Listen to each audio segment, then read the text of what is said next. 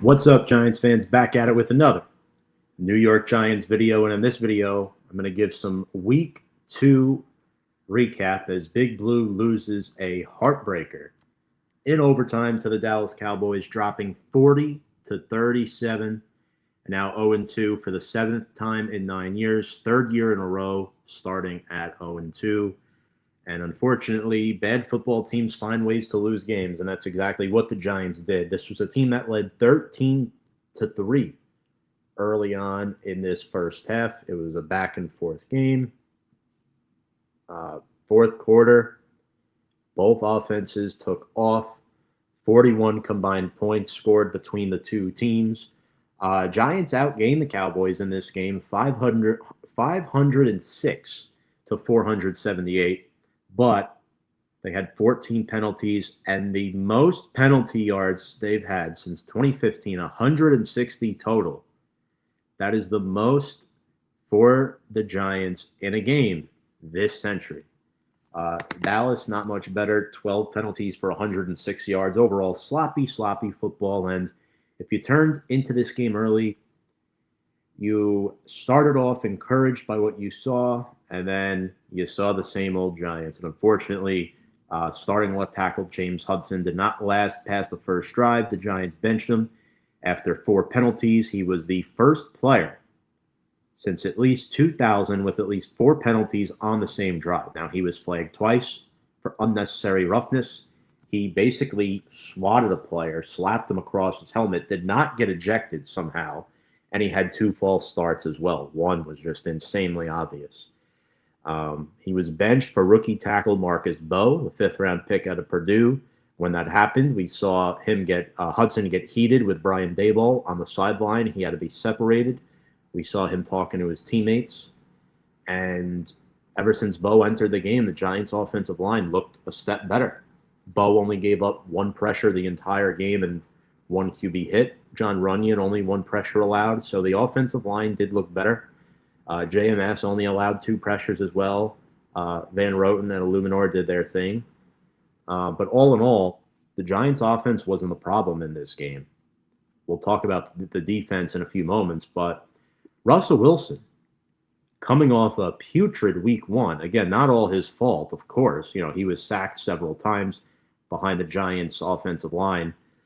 But in this game, he was 30 of 41 for 450 passing yards, just 2 yards shy of his career high. 3 touchdowns, 1 pick, but that 1 pick was in overtime, and it was costly. It ultimately helped cost the Giants the game, but I'm not going to harp too much on that because all in all, Russ had an outstanding game. He leads the NFL in passing yards through 2 weeks with 618. Deep passing in this game, we saw that moon ball shine, whether it was to Wandale or Malik Neighbors. He was awesome. 7 of 11 for 264 yards, 3 touchdowns, and 1 pick on deep passing. So all 3 of his touchdowns were via the deep ball. However, they could not execute well in the red zone. That's on Mike Kafka. It's on Brian Daboll. It's on Russ. It's on everybody. They couldn't do it. And that first drive was hindered by penalties. We saw James Hudson. That hurt the Giants. They would have had the ball on the 1-yard line after that deep pass to Wandale. And then we saw a silly, unnecessary roughness foul on James Hudson. So it was definitely very disappointing. One other thing I didn't really get was Jackson Dart was used for 2 snaps in this game. 1 handoff to Skattebo and then 1 quarterback keeper for negative yards. I did not like that at all. I thought it ruined the flow of the offense. Again, an offense that's still trying to get on their feet. Russ is new to the team this year. But speaking of Cam Skattebo, scores his first NFL touchdown, had 11 rushes for 45 yards, 2 catches for 14. And he's a heavy hitter. You know, he lowers his shoulder well. He uses his head out there, safe to say. You know, hopefully that doesn't catch up to him as far as the injuries go. But he's a good young player, and a lot of people are asking, well, is he running back 1 of the future? And a lot of people have asked me that over the past couple of days, and I've said, yeah, he is. You know, Tyrone Tracy is the running back 1 for now, but you could already see 2 weeks in, he's eating into Tracy's reps. He had more rushes than Tyrone Tracy. And I'm definitely excited. He averaged over 4 yards per carry. So this is a guy who ultimately I think will overtake as the lead back at some point this season. I think him and Tracy will be a committee, but Skattebo will definitely be getting around 60+% of the snaps by midseason. Speaking of Tracy, I thought, he was decent. 5 rushes, 15 yards, but 4 catches for 36 yards. That's where he really thrives. And Dable said, we're going to go with the hot hand week by week. And in this game, it was Skattebo. So Tracy was back there on kickoffs. 5 kickoff returns for 132 yards. I thought he was solid back there. Didn't love that he was back there, but somebody has to do it with Gunner. And this week, it was Tracy's turn. Last week, we saw Wan'Dale do it. Speaking of Wan'Dale Robinson, I thought he was awesome in this game. 8 catches for 142 yards and 1 touchdown on 10 targets. That's the big number right there. They're really untapping into his potential, and it's great to see. I think with Russ as the quarterback now, the offensive line a little bit improved in week 2. Again, weaker Dallas pass rush now that Micah Parsons is gone. But, even without Andrew Thomas, Russ was still able to get the ball out of his hands and let those deep routes establish, right? Let guys get to the second and third level. And I thought Wan'Dale really excelled at that. That was untapped potential left by the Giants offense in previous years. Obviously Daniel Jones, Drew Lock, Tommy DeVito at quarterback specifically. But now that, you could even throw Tyrod Taylor in the mix there. But now that Russ is there, the team is all around better. I think Wan'Dale is due for a contract extension this offseason. I think he's deserved it. Maybe they'll do it sooner. Who knows? But right now, through 2 weeks, he has 197 receiving yards. That ranks 6th in the National Football League. And I'm so excited to see this new dimension to Wan'Dale's game. And he's clearly the number 2 option in the pass game behind Malik Neighbors, who was amazing in this game. They have to secure him long term. He played 99% of the offensive snaps. We saw him with that 48-yard touchdown reception with just 25 seconds left in the game. Unfortunately, Dallas had a weapon of their own in Brandon Aubrey, so the 3-point lead did not stand for those 25 seconds as Aubrey tied it. And what was most impressive about that touchdown catch, though, in the last minute of the game, the defender had his hands on Malik's face mask, and he was still able to overcome that and make the catch, which is extremely impressive. 9 catches for 167 and 2 touchdowns. He outperformed CeeDee Lamb by far. 13 targets as well, and he leads the NFL with 238 receiving yards. We saw him do this for a little bit last year with Daniel Jones at quarterback, but now with Russ, it's going to be very interesting to see how that works out. And also, shout out Daniel Jones, man, going 2-0. I know this is a Giants podcast, but just want to give him a quick shout out. I'm happy for him. With the Colts. He deserves to still be a starter in this league. So that's awesome stuff. Darius Slayton, 2 catches, 61 yards, used minimally. Theo Johnson had a better week with 4 catches. So, I was excited about that, but the ultimate reason why the Giants lost is not only their inability to execute in the red zone, but their defense. So obviously we know the Giants have a lot of talent on this defense, right? You have 4 guys who can rush the passer in Carter, Burns, Lawrence, and Thibodeau. Why are the Giants not utilizing these 4 on the same field at the same time? I know they're down Micah McFadden. I know Deonte Banks is battling right now with Cordell Flott, right? What is the issue with this defense? I think it's multiple things. One, they can't stop the run efficiently. Outside of Dexter Lawrence, we saw Raheem Nunez-Roches battling through injuries.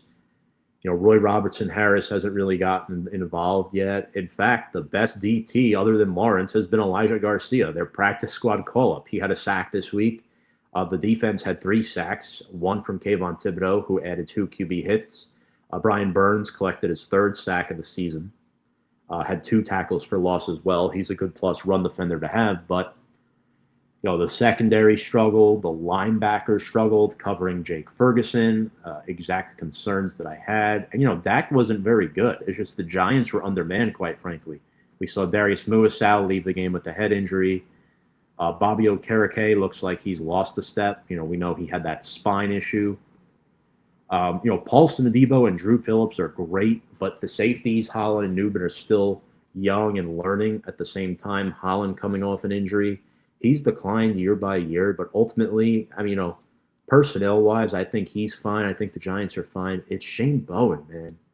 I mean, when you allow a team to get 40 yards in 15, 20 seconds and let them tie the game with a 64-yard field goal, my goodness, we've seen this script way too much. And a lot of people are saying this online, and I agree. James Betcher's defense was better. Patrick Graham's defense was better. Steve Spagnuolo's defense was far better. You could even argue Bill Sheridan's defense was better. That's where we're at, ladies and gentlemen, with Shane Bowen.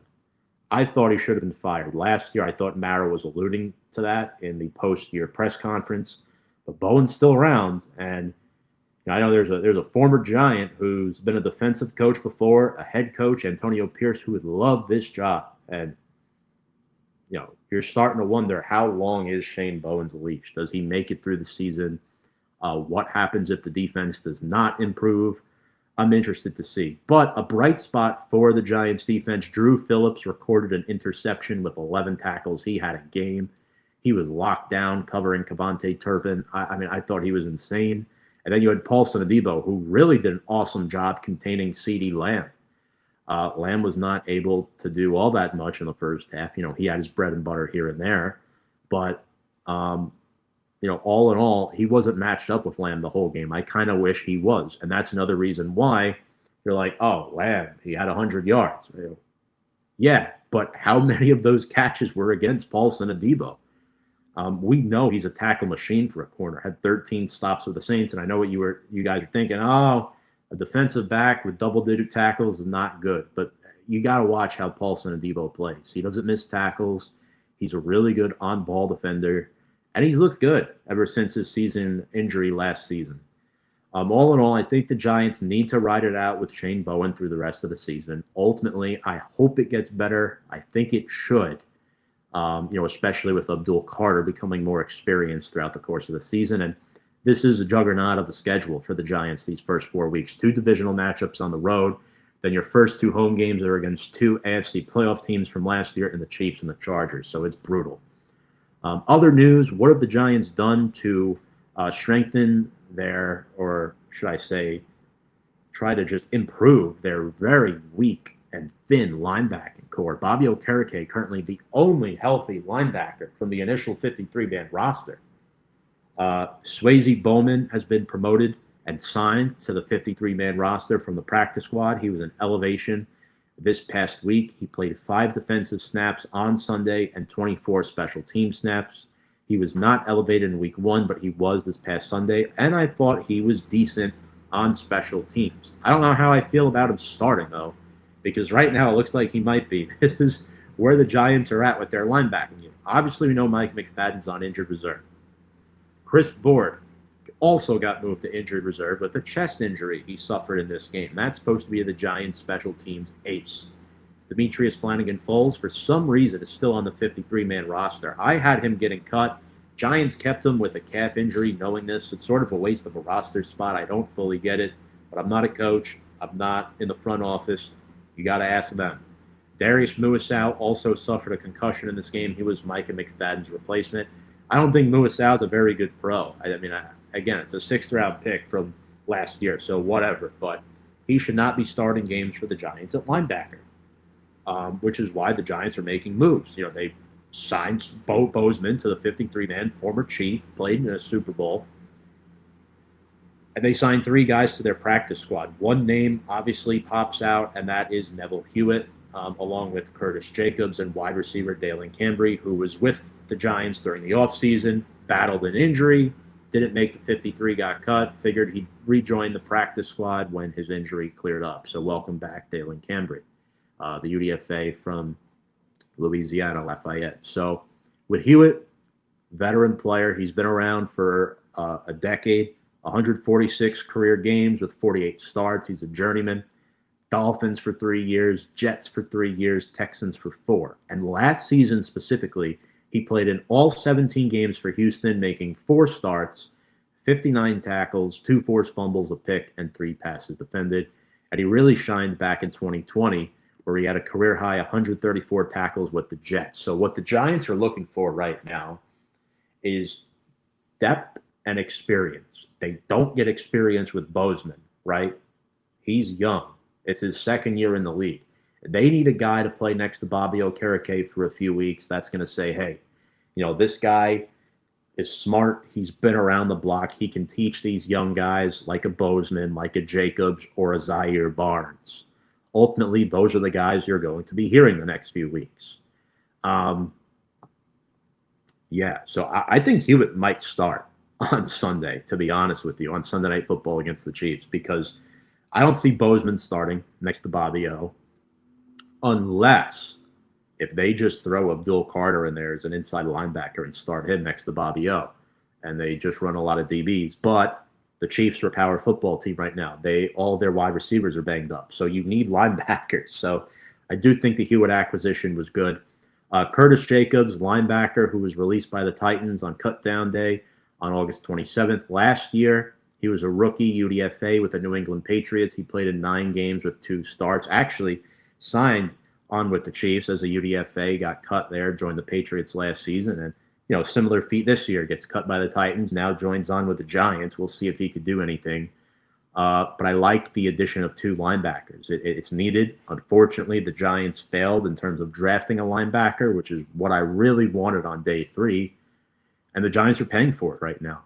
They really are. It's bad front office work from Joe Shane and company. They did not even really address the position in free agency. They went out and they signed Chris Board, who's a special teams guy.